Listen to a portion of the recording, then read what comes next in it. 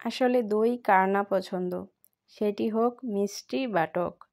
তবে অধিকাংশ মানুষই মিষ্টি দইটি বেশি পছন্দ করে।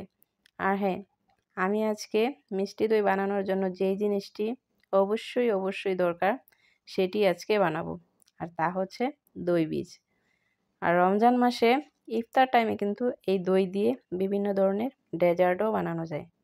তো প্রথমে আমি এখানে নিয়ে নিচ্ছি 2 টেবিল চামচ লেবুর রস নিয়ে নিব।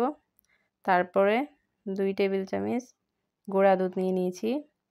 আর নিয়ে নিচ্ছি 1 কাপের থেকে একটু কম পরিমাণ লিকুইড দুধ। এটি আমি খুব ভালো করে জাল দিয়ে দিয়েছি।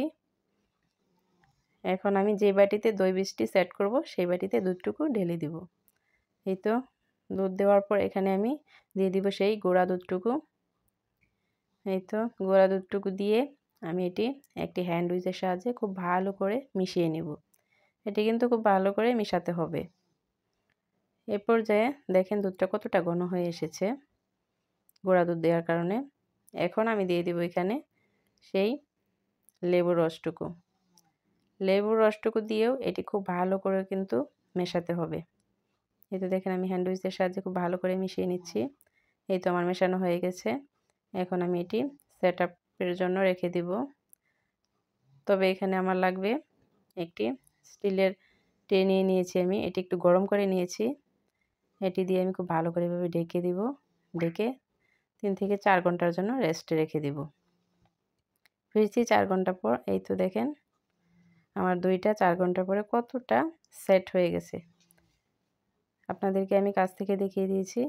তারপর আমি একটি চামচ দিয়ে কেটে আপনাদেরকে দেখিয়ে দিচ্ছি যে এই তো দেখেন আমার দইটা কত সুন্দর সেট হয়েছে। এখন এটি দিয়ে আপনারা খুব সহজেই মিষ্টি দই তৈরি করে নিতে পারেন।